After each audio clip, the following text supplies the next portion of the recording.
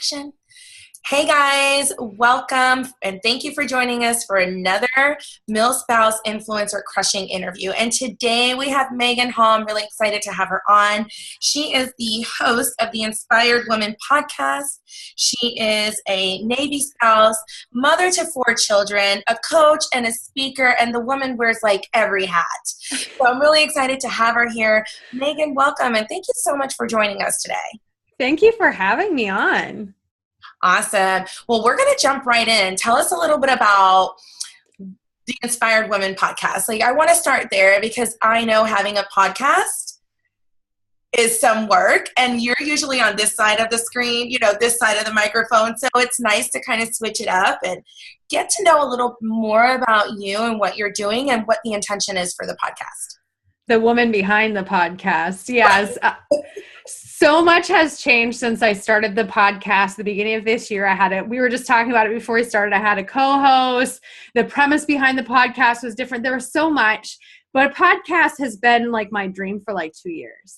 And then finally I decided to take action on it. I'm like, I'm going to do this. I'm going to get this done. And with the help of my co-host, we were able to launch it. Now the Inspired Women podcast, I interview inspirational women I find inspirational, and have them share the real stories. We don't sugarcoat it. We don't tip around subjects. We're diving right in, right? And I chat about topics relevant to women today. So a lot of times they're topics that are hard to talk about. They're topics people avoid because I don't want any woman to feel ashamed or alone. I want women to feel connected. I want them to feel inspired. And when we tip our toe around subjects like mental health and miscarriage, then we just add to the stigma. And I don't want to do that. Right. I want to break it down. I want to put it out there, all of it. Because why not? Because to be honest with you, there's so much of that all the time. And with technology, there's even more. We see that all the time. And that's the reason we do these interviews for the MilSpouse creative community, especially with military spouse entrepreneurs, to kind of really get a little bit of answers, get some insight on how you make it all work, because our lifestyle and our journey is so unique to those that are entrepreneurs already. It's already hard, but then add PCSing and deployments and, PTSD and all these different things that we specifically have to encounter on a day-to-day. We never know what the day is going to hold. So I love the intention behind that. And so you started it 2 years ago. No, I started it this year. You started it this year. Yes. And then when did you start are you a lifestyle and because you're a coach, tell us a little bit about that and what you do with that. Okay, so I'm a women's empowerment coach. I help female entrepreneurs, small business owners, and career-driven women to find. Oh, my internet. Is it my internet? Okay, go ahead. Okay. You left me off. I don't know. My internet's been kind of wonky, so I'm sorry. You left me off at women's empowerment coach. Okay, so I'm a women's empowerment coach for female entrepreneurs, small business owners, and career-driven women.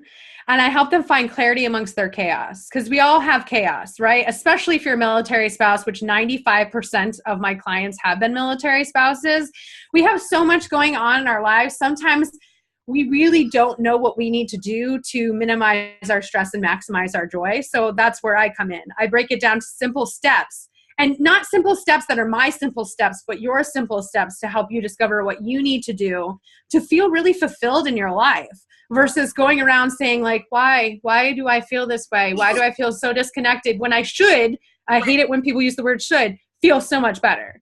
Right. And so how long have you had that business? I have had this business for a little over a year now. Previously, I was a Beachbody coach, and I was actually always had the entrepreneur spirit. Yes. And I was actually inspired by my clients through Beachbody to do what I do now, because I saw them struggling. They didn't lack motivation, and they didn't lack the tools. They didn't lack the accountability, but their lives, they were struggling in their personal and professional lives. And I'm like, how can I help women not have that struggle so they can be successful in things like their health journey, right. Things like their marriage, things like their relationship with their friends. Right. It's funny you say you did an MLM, because I think everybody who does MLMs in some way are like these little blooming entrepreneurs, right? We all have a skill set. We all have a talent. And I feel like I got so much out of being in an MLM before I started my business, because they give you so many tools to run your business the way they want you to. And it's so good to kind of transpose those into like you doing your thing and like, what did Beachbody do? I need to do something, you know, like the social media or the marketing or the email sequence or anything like that. I say MLMs are still entrepreneurs. I mean, they work their patooties off. They're given all the tools, but they still have to go out there and work, right? So how long did you do Beachbody? I was a Beachbody coach for 2 years. I actually reached like a pretty decent rank in the company before deciding to take a leap. I was leading a pretty large team at that time, and I really enjoyed it. I felt disconnected from it. Yeah. And plus I have a real problem with some of the things that MLMs are taught, right? Yeah. How to do business. Like, yeah. I can't wrap my head around this. Like, right. Not everybody needs a Beachbody workout. Right. And so your aha moment was working in the MLM, working with the women, or even men, I guess, that you saw were struggling in their lives. How did your husband, when you were like, babe, I had this aha moment, right? And he's like, so you're going to start a business. How does this work? How did that situation go?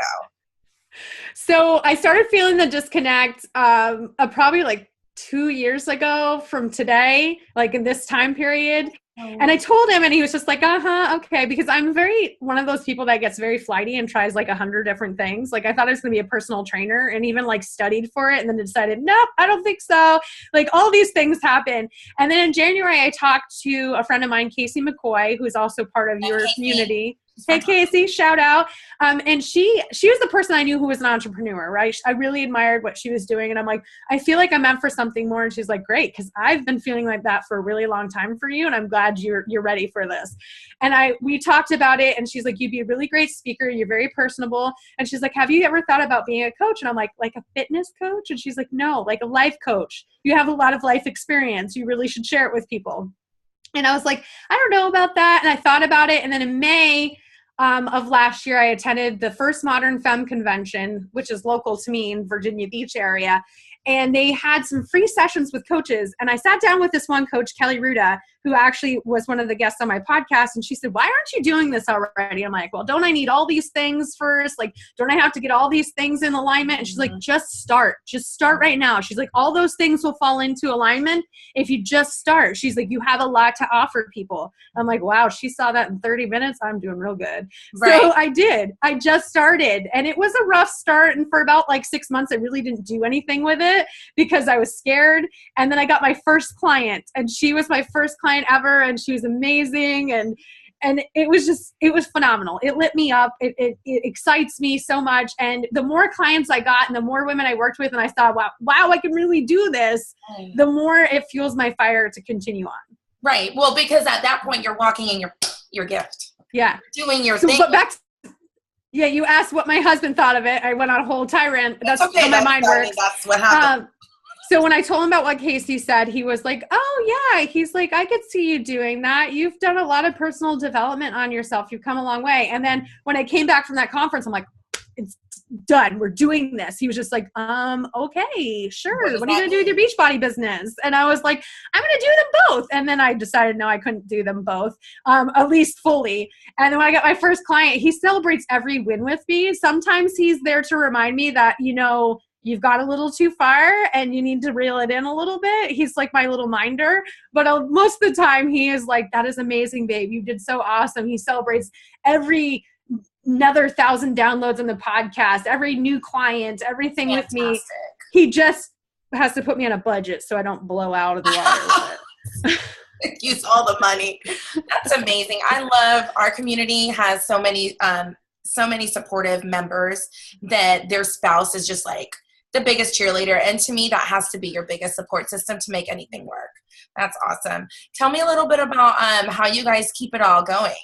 You have your podcast, you have your coaching, you have your spouse's schedule, the kids' schedule. Like, how do you make it all work? Time management. I rock at that. No, I really do. And I teach women how to rock at that. Amazing. But time management is huge.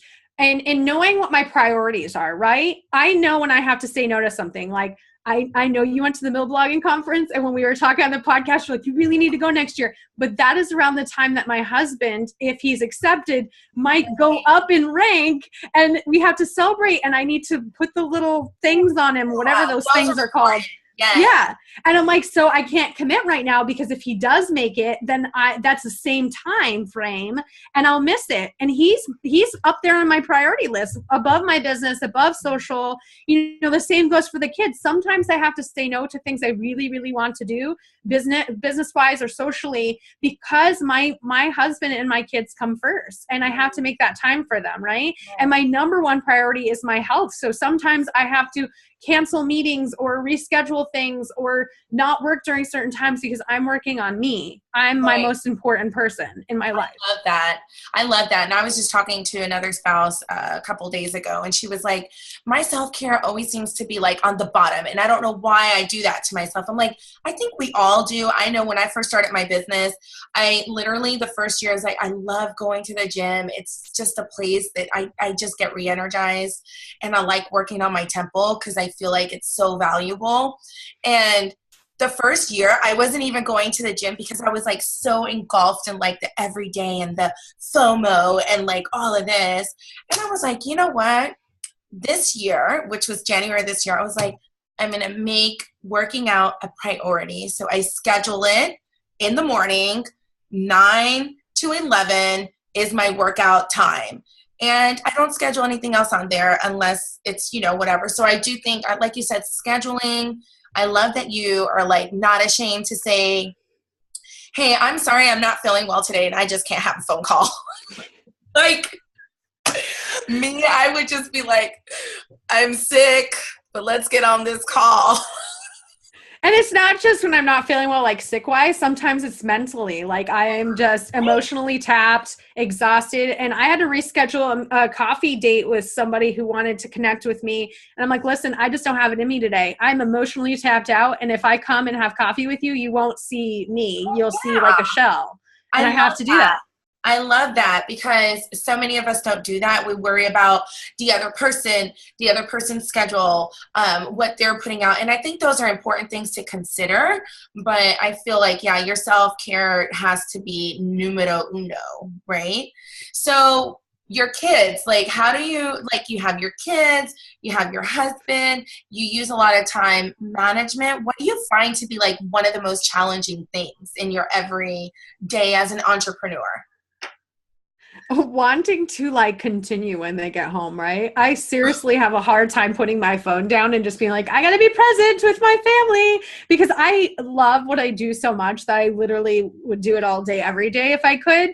So I have a really hard time when my kids come home or my spouse comes home just saying, okay, no, I need to put down my phone. I'm not checking social media. I'm not checking emails. I'm not responding to text messages. I'm just being present. And it's an imperfect system. It's something I'm still working on, because some days I'm like, and other days I'm like, okay, shut it down. You got to be here with your family. So it's really something I struggle with and I'm working on. I get better every day at it. You know, I try to remind myself at 4:30 when after my kids come home and they're all settled and doing their homework, 4:30, no more phone until 7:30 on Monday through Friday. But there are days that I don't listen to that, but I'm trying. I'm working on it. So hard. I'm working on, I think everybody watching this is working on that, because that was one thing, like my husband and I, girl, we used to have arguments about it. Like, you're still on your phone. I'm like, but I have to respond to this client, or they just signed their contract, or you're so excited, and you do forget about the priorities in that moment. But yeah, this year, one of my goals was to, well, not this year, but since my business has really picked up since the summertime, cut off at 5 o'clock. And so my husband was deployed. So I was like a workaholic, little working bee. You know how that goes. You're like the Energizer bunny when you're gone. And so I was like, in September, I was like, okay, I got to start cutting off at 5. Like, I had to start practicing. So I started cutting off like at 6, and then, like 5:30, and now it's 5 o'clock. I'm doing pretty good. But I think keeping those lines of communication, like, hey, I'm really waiting for a contract today. If it comes through, I'm going to have to hop on a computer for 30 minutes or something. I love that. And your husband seems to be pretty flex, like, hey, blah, blah, blah, but like, hey, I'm here. He's not afraid to call me out. He really is not. Like, I want to say it was like the beginning of this year. He was like, he had just come home from deployment, and like you had said, like a little worker bee while he was gone, you know, and he's like, I really need you to stop working so much because you are working nonstop and we don't even have a Megan in our lives. So I'm like, I needed that reality check, right? Like I had gotten so used to it when he was deployed that after the kids went to bed, I was working. During the day, I was working. And of course, I wasn't making nearly enough to be like the thing. Like, you should not be working right now. You should be cutting it off. But he's not afraid to call me out when I do stuff that he's like, no, come on, reel it in, girl, reel it in. Right.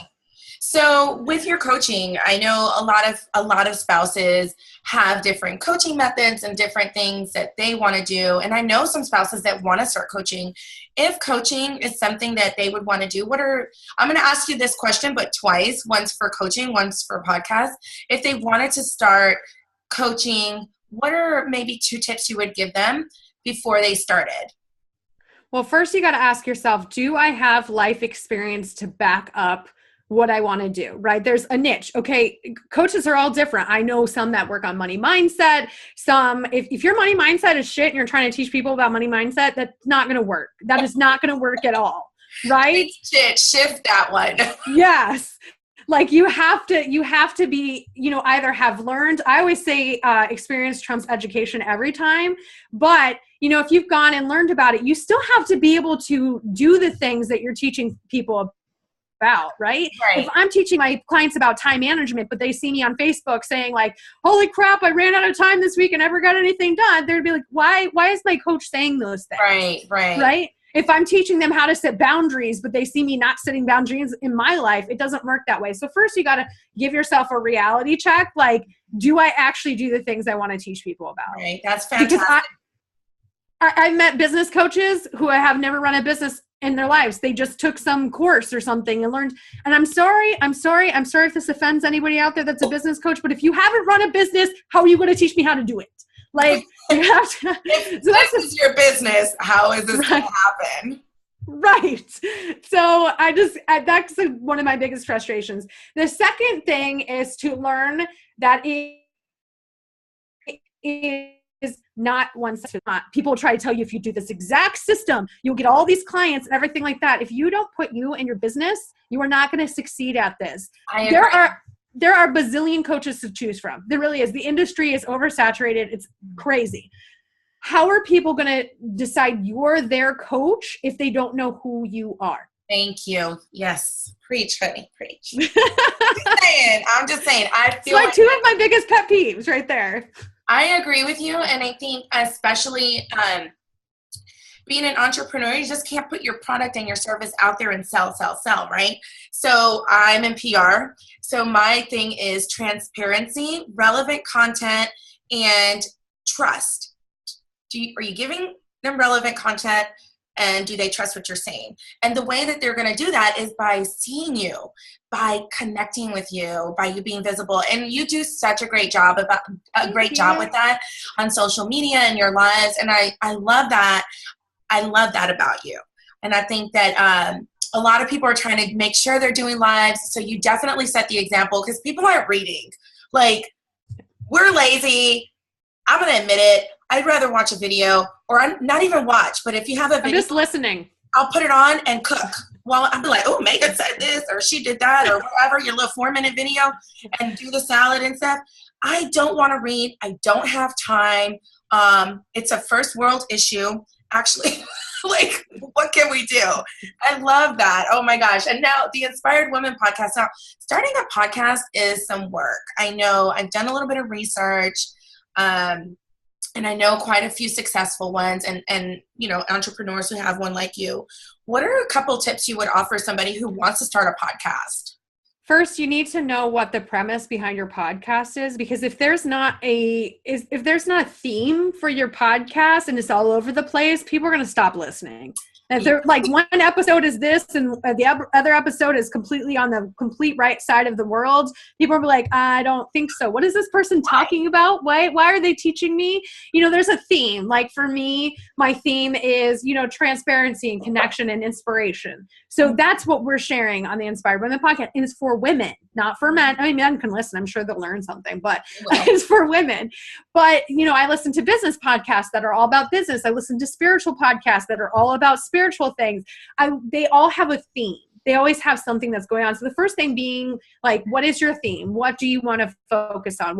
Don't be all over the place. The second thing is you have to be consistent. I stopped following podcasts that go like, they stop communicating for like 2 months. Now, some will warn you, be like, just so you know, we're taking a little break. That's okay. But if you're not willing to put in the time, either twice monthly or weekly, I wouldn't start off doing any more than weekly because it's a lot of work. Right. If you're not willing to put in that work and be consistent, you can expect people are going to stop listening to you. Right. Consistency is key. Yeah, even also like you have a community as well.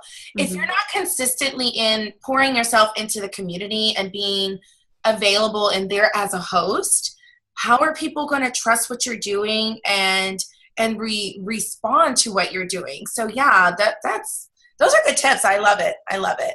So tell me a little bit about what are some of your favorite tools to run your business? I always like to ask this because everybody's is different. Well, Zoom, we are using Zoom. So Zoom is like one of my favorite tools of all time because I get to see the people I talk to, right? It's not over the phone. And many times my clients don't live near me. Actually, I would say a good 75% of my clients have been far away from where I live. And this is a great way to communicate and with my podcast guests, but also Acuity. Acuity scheduling makes my life so happy because when somebody's trying to go back and forth with me about scheduling an appointment, I'm like, here you go. Here's the link. Schedule your appointment, whenever it works for you. Wow. I'm loving Acuity, and I feel bad sometimes because I have to send it to people who just want to, like, I'm not going to say just like it's not a big deal because I want to connect with as many people as possible. I'm a connector. I'm an extrovert. So all of this fills me up. Like I'll be on a high all day. I'll be like, I talk and like whatever. It'll be my whole, you're filling me up. So, just sending those links, like we were talking about to another friend's like, I feel bad sending my friends links to talk to me. And no. But when you pull up your calendar and you literally are back to back every 30 minutes or an hour, like, what do you do? Like, what? I don't know. That friend thing is sometimes I feel bad sending links. No. So unless my friends are trying to make like appointments with me after hours, I do the same thing. I'm like, hey, you want to grab coffee? Here you go. Pick a day and time. Like, because I'm limited on the amount of time I have. And I also block off certain amounts of time for like different things. Yeah, I was just going to say, like, so do you get like this day I'll do coffee dates. I want to be out of the house. This day I'm only on the phone from like 2 to 5 or something like that. So you scheduled that out too. Yes. And everything is linked to my phone. So if I'm out with somebody and they're like, hey, are you available like next Tuesday at 12:30 so we can work on this workshop? I'd be like, no. But when I get back to my house, I'll send you this link and then we can do this thing. Right. So awesome. So you like Acuity, you like Zoom. Let's talk a little bit about how people can connect with you if they want to be on the Inspired Women podcast, if they want to join your community. How can people find you and connect with you in that area? I'm on all of the things. No. Okay, let's start. All of the things. Let's start with the podcast. So I am pretty booked out for podcast guests. So if you want to apply, you better apply now. Or else I might be saying it's going to have to be next year, not 2018, 2019. Right. Because people love the podcast. They want to be part of it. So you go to inspiredwomenpodcast.com and there is a little button that says, I want to be featured or I want to be interviewed. I don't remember what I said on it. Just click that, fill out the form. You have to fill out the form. Do not message me on Facebook and ask me if you can be part of it. Don't email me and ask me to be part of it, because I'm going to send you that link and tell you to fill out the form. Because unless like it's somebody that I've asked personally to be on the podcast, that's how people get on the podcast. And please, for the love of everything that is good out there, listen to at least 3 episodes before you apply, because the number one reason I deny people to be on the podcast is their pitch is not aligned with the podcast premise. Right. That's a number one reason. Or they title their email to me, "Hey, Becca." My name is not Becca, and if you listen to the podcast, you would know that. Where's Becca from? I don't know. I think it was Kim, because Kim was one of my podcast guests, and they must have saw on the one of the social media platforms the name Kim, addressed it to Kim, and I was like, "That's not my name. So no, you will not be on the podcast. Thank you." That's like the worst pitch in history, when you get the name wrong, or you spell the person's name wrong. You know, I pitch all, like, that's what I do. Like, that's my biggest pet peeves too. Like, how did you spell this? Like, this is we're pitching. How did you spell the Huffington Post wrong? Like, I don't understand. Or somebody emails me back and spells my name wrong, or calls me a name that's not me, and I'm like, when your signature's in the thing. Right? Girl. I know. Drives me insane. Like, I love and want to connect with so many people, but it takes very little time to make sure that you have everything put together. Yeah. Do not send an email like on the fly. Like, make sure it says the right name. It says, you know, who it's supposed to go to, all of that good jazz.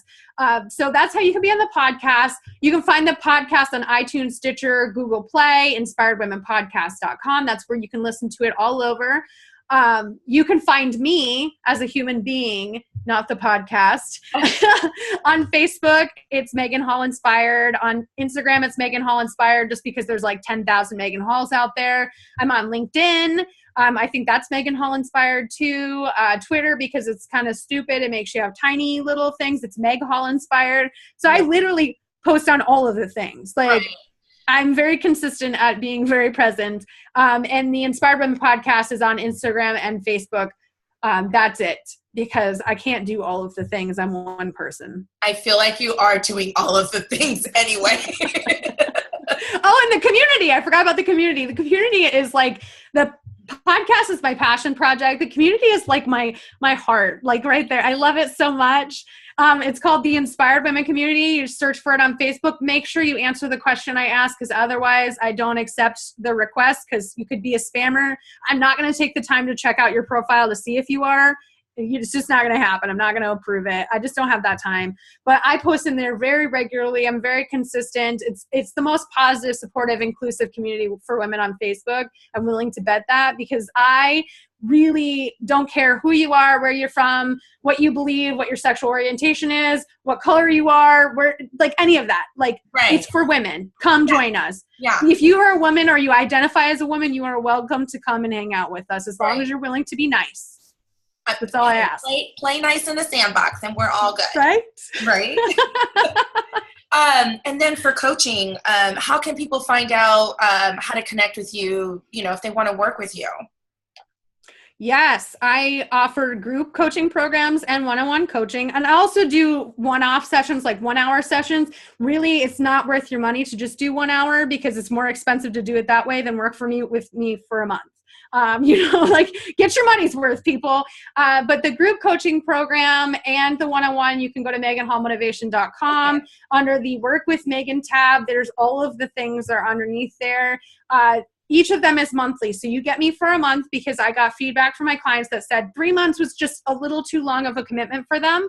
And they wanted something where they could say, okay, I have this one thing I want to focus on, say it's time management. Let's work together for a month. And if something else comes up, then I can choose another month. Right. So I really listened to the feedback from my clients and did that. And from now on, the group coaching program every month will have a theme. So the theme for January is going to be realistic goal setting and time management. Right. So if anybody was listening, like, I need some help with time management, come sign up with me. All that in the show notes as well.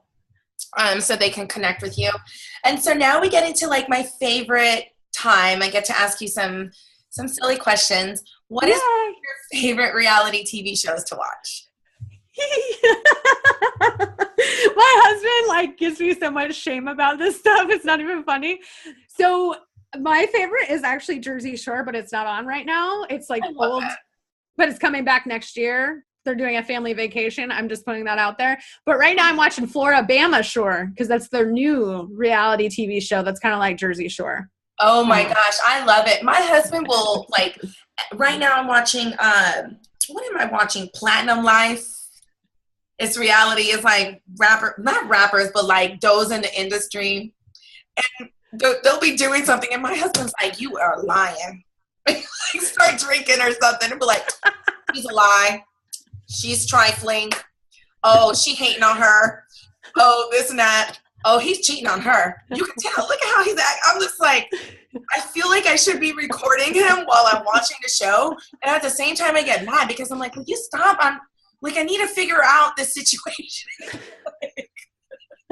Oh my gosh, I love that so much. Marmo, he just shames me about it. He's like, I can't believe, why are you recording this shit? And I'm like, listen, I like it. Leave me alone. Let me watch my things, okay? It's like, you don't think.